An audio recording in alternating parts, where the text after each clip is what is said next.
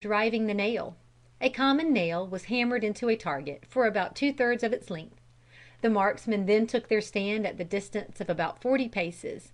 Each man carefully cleaned the interior of his gun, and then placed a bullet in his hand, over which he poured just enough powder to cover it. This was a charge. A shot which only came close to the nail was considered a very indifferent shot. Nothing was deemed satisfactory but striking the nail with the bullet fairly on the head.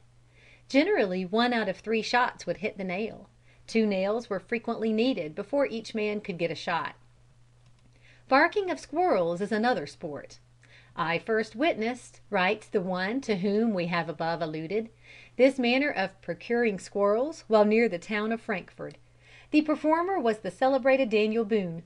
We walked out together and followed the rocky margins of the Kentucky River until we reached a piece of flat land, thickly covered with black walnuts, oaks, and hickories. Squirrels were seen gambolling on every tree around us.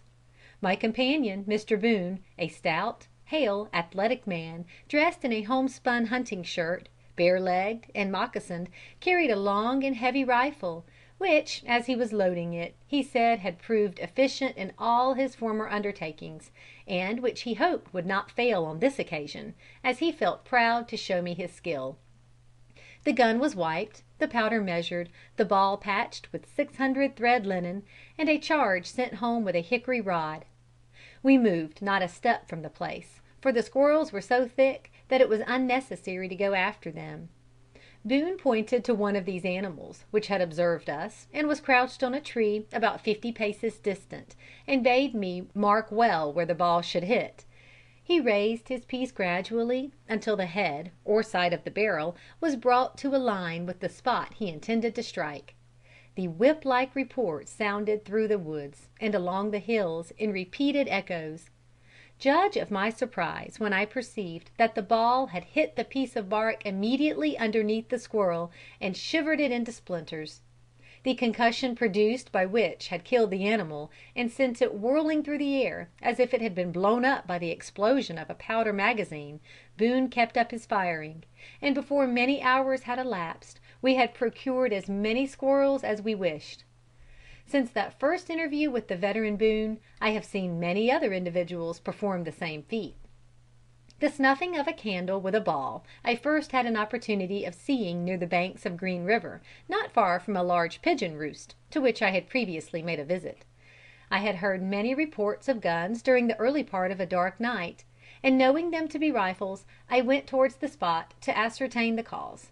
On reaching the place, I was welcomed by a dozen tall, stout men, who told me they were exercising for the purpose of enabling them to shoot in the night at the reflected light from the eyes of a deer or wolf by torchlight. A fire was blazing near, the smoke of which rose curling among the thick foliage of the trees. At a distance which rendered it scarcely distinguishable, stood a burning candle, which in reality was only 50 yards from the spot on which we all stood.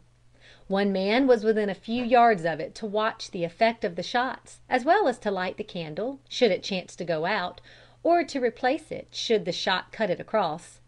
Each marksman shot in his turn.